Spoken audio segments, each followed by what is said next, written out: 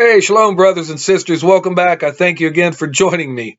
Hey, today I just want to share with you some notes out of my biblical notebooks, things I jot down and everything. And it's like I got, 10 proofs that Simon Peter, the apostle, was not the leader at Rome, or Papa, Pope, whatever you want to call it.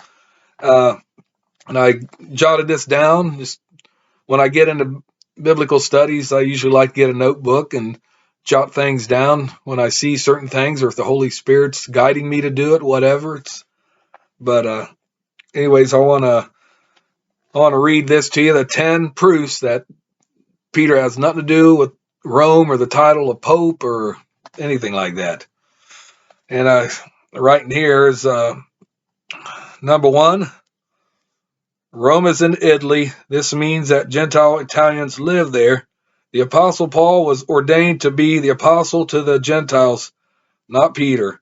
Paul wrote this to the Gentile Romans, that I should be the minister of Yeshua Messiah to the Gentiles, ministering the gospel of Yahweh, that the offering up of the Gentiles might be acceptable. Verse 15, or chapter 15, verse 16. He also described himself to the Galatians as having the gospel of the uncircumcision, the Gentiles, committed to him. Chapter 2, verse 7 here. But I want to stress one thing. My handwriting ain't the best.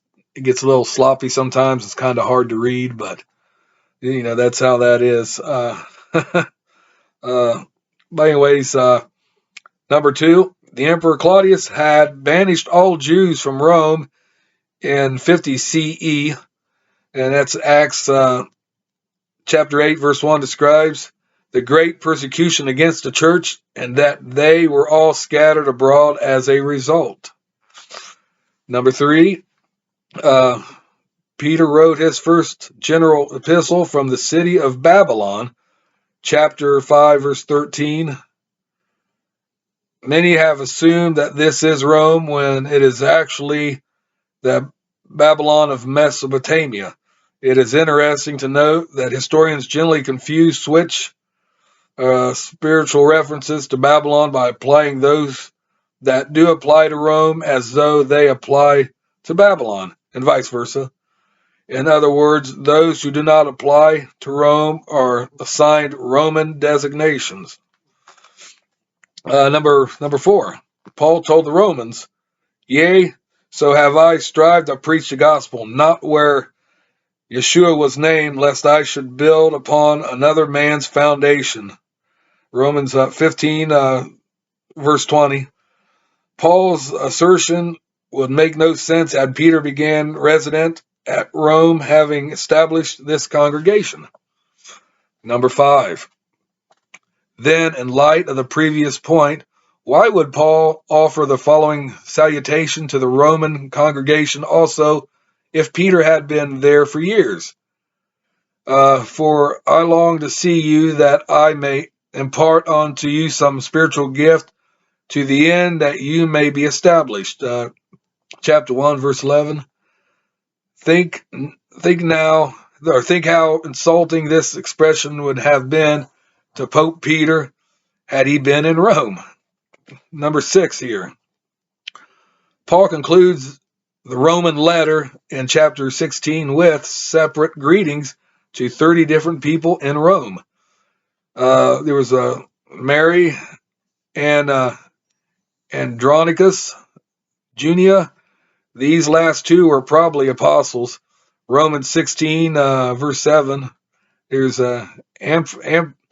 Amplius, Urbane, Stachys, Apelles, and 23 others, with no reference to the one who was supposedly the Pope guiding the congregation and the entire New Testament church from the city. No reasonable person would believe that Paul would so insult his own spiritual superior. Number 7 here.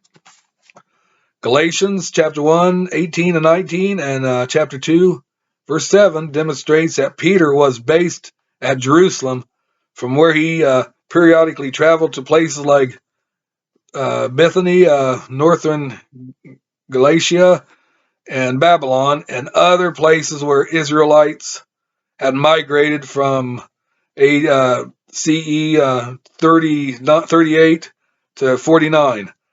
The dates of these events described in Galatians. Number 8, Luke 22, verse 24 states, "And there was a strife among them, which of them should be accounted the greatest." Here is why this passage is important. This debate took place after Yeshua in Matthew 16, verses 17 to 19, had supposedly designated Peter as one who would become the first pope. While not directly involving Rome, this provides its own proof that Yeshua never conferred, at least from the other apostles' perspective, the office of pope to Peter. Number 9, this point proves the other side of the point. Point 1, already referenced. Notice how Paul, who first describes himself, concludes his statement in Galatians chapter 2, verse 7 with this about Peter. But contrariwise, when they saw that the gospel of the uncircumcision, which is Gentiles, was committed unto me, Paul, as the gospel of the circumcision, Jews and the other tribes of Israel referenced was unto Peter. Number 10. In 2 Timothy chapter 4, verse 11, Paul, commonly understood to be writing the epistle from Rome, states, only Luke is with me. Further, in verse 10, he describes how one named Demas had forsaken him and gone back into the world, with Crescens and Titus having also transferred to other places on duty. None of this makes sense if the Pope, which is Peter, had been present. So those are the 10 points I wanted to share with you. They just came up and everything, and I jotted the stuff down left and right here and there, and I just wanted to share that with you, and want to hear your comments below, what you think about this, or if you want to add something, if you have something to say, feel free to say it. I don't censor anybody. I believe in free speech, of course, unlike few people, like the majority of the Americans love free speech, while the minority of the people, the less people, they don't like it. They want to suppress it. They don't want to hear the truth. They don't want debates or anything. And in this country, it's always been majority rules, but that's kind of being turned upside down right now, at least in the United States here. So anyways, let me know what you think, like I said, and also please give me a big thumbs up, hit that notification bell, and also subscribe. I'd really appreciate that. Until we meet again, peace out and shalom.